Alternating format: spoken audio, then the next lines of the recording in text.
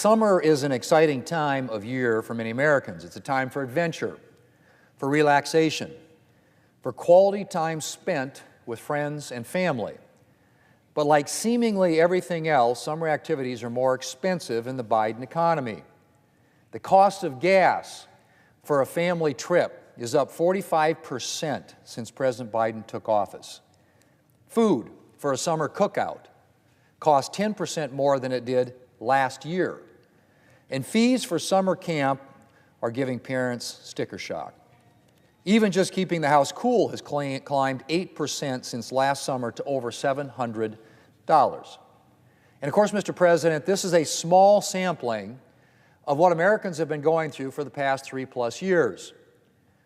Last week's inflation report confirmed again what Americans know all too well. Inflation is still a problem. Overall, prices are up more than 20% since President Biden took office. The cost of groceries is up 21%. Energy costs are up 41%. Car repairs and maintenance are up 30%. And the list goes on. All told, it costs a typical family $13,000 more per year to maintain the standard of living that family enjoyed when President Biden took office. $13,000 more just to buy the exact same things you were buying 3 years ago. As one mother of 3 told the New York Times, and I quote, "We're spending way more to get the same amount of food that we were getting before," end quote. Mr. President, the inflation rate has been elevated for 38 months. Understandably, many people are at the end of their rope. Americans have dipped into their savings. They've taken out record levels of credit card debt. And a shocking report came out recently that said that more than a quarter of Americans have skipped meals because of inflation. Skip meals because of inflation.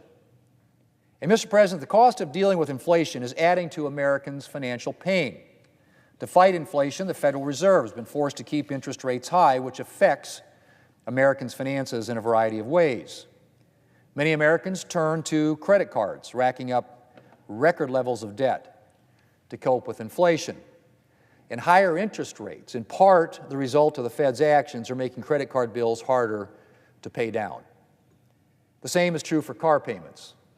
And Americans looking to own their own home are facing what one housing expert calls, and I quote, "the most challenging home buying market we've ever seen," end quote. The average monthly mortgage payment is a staggering $2,800. The result of a combination of higher mortgage rates and higher home prices. And if you do own a home, a recent report found that the cost of keeping and maintaining it has gone up 26% since 2020 to more than $1,500 per month. Mr. President, it's worth remembering that it didn't have to be this way. 3 years ago, President Biden and Democrats forced through a reckless and partisan spending spree under the guise of pandemic relief. They've been warned that spending so much risked setting off an inflation crisis unlike any that we had seen in decades.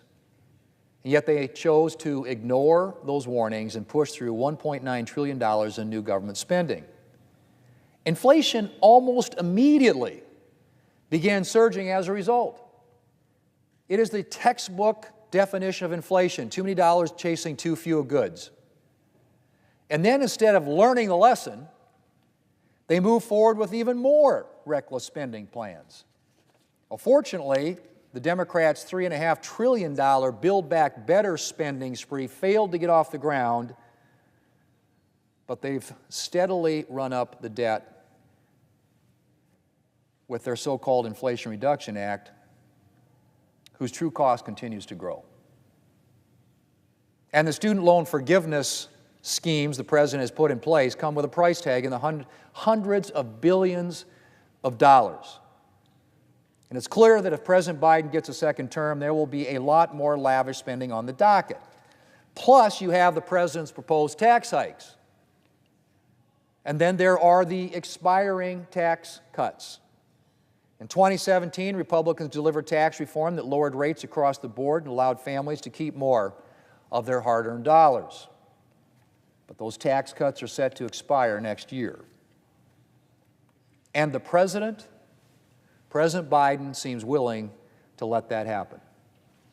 That would mean a $1,600 tax hike for a typical family in 2026 on top of years of economic pain from Bidenomics and inflation. Let's hope the American people don't have to find out what that would feel like. Mr. President, it's going to be another expensive summer in the Biden economy. And if President Biden and Democrats have their way, there could be many more to come. Mr. President, I yield the floor. Senator from Mississippi.